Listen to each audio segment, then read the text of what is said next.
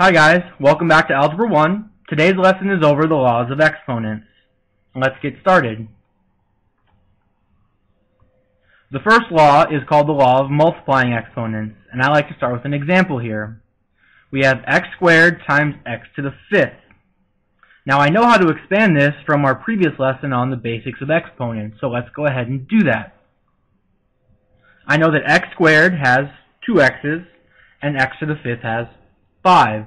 So I take those two, I multiply them together, and I get this. Now I want to figure out how many x's there are in all. So I take those, I add them up, I count them, I have 7. So the answer is x to the 7th. Now I know that I don't want to have to go through the trouble of writing that out every single time. I want a shortcut. So to simplify it, if I have two exponents, I can simply add the powers. So I have x to the second and x to the fifth. I can add the 2 and the 5 and get my 7. Now let's get more specific. Let's look at the rule itself. When multiplying exponents, we add the powers together. Now this is important only if they have the same base. If one of those was an x and the other one was a y, this technique wouldn't work. We couldn't put those together. So the laws of exponents only work when the bases are the same. The second law, the law of a power of a power.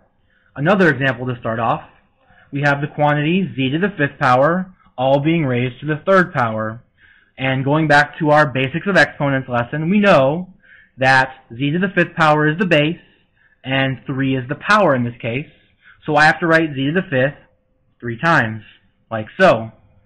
Now I could continue and I can expand even further, or I can use the law of multiplying exponents, because if you notice, we're multiplying them together. So what I know is I can add the 3 5s together and get z to the 15th. So again, this could get complicated. I want a shortcut. To simplify that, I notice that 5 and 3 multiplied together give me 15. So when I'm taking the power of a power, I can take the power outside, 3, and multiply it by the power inside, 5, to get my new power, 15. Now the law specifically says, when taking the power of a power, we multiply the power outside by all of the powers inside. In this case, we only had one term inside, one power, so we just multiplied those. But if we had more than one thing, we'd have to multiply every single power inside the parentheses. A special note, if something doesn't have a power written, it's really a 1 that we don't usually write for simplification reasons, but it does have a power. Make sure you multiply by that power of 1. Now let's talk about the law of division of exponents. And our example, x to the fourth, y to the fourth, over x squared, y to the fifth. Just like when we were doing multiplying, let's expand this. So I have 4 x's on top and 4 y's on top, 2 x's on the bottom, and 5 y's on the bottom. Now this is division, so we can cancel some of these out. Now the way we cancel them out is if we have a pair of terms on the top and the bottom. They cancel each other out to 1. So let's go ahead and cancel out any pairs. And we notice that we're left with 2 x's on the top and 1 y on the bottom. Now let's write this in exponent form. We have x squared on top and y on the bottom. Now I have 1 y left on the bottom, so I could write y to the first power. But it's better to write it without the 1 just for simplification reasons.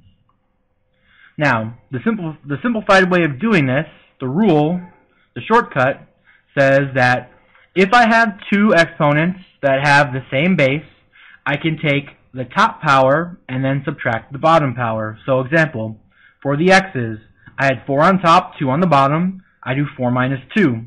For the y's, I have 4 on top, 5 on the bottom, so I do 4 minus 5. The end result is x squared, y to the negative 1, and then I use the rule that we learned during basics of exponents to simplify even further the negative exponent. I know that I have to flip this because it's negative, so it goes to the bottom, and my end result is x squared over y. The rule states that when we divide exponents, we subtract the bottom power from the top power if the bases are the same. And now we're going to talk about a special rule called the zero power rule. And we're going to use the law of dividing exponents that we just learned. So for example, we have 6 squared divided by 6 squared. Well, the law of division tells us we have to subtract the top power minus the bottom, so 2 minus 2. This results in 6 raised to the power of 0. But we can simplify this even further, and we're going to use the brute force method to figure out how we can simplify that. So we know that 6 squared is 36. So what we have here is 36 divided by 36. Now we have the same thing on top and bottom. That simplifies to 1. So what we can say is that anything raised to the 0 power is equal to 1. Even if the base is infinity, if it's raised to the 0 power, it still simplifies to just the number 1. So the rule says, anytime a base has a power of 0, the value of the exponent will always be 1. That concludes our lesson on the laws of exponents. Please make sure that you complete the post-lesson summary and the post-lesson quiz. I'll see you guys next time in class. Bye.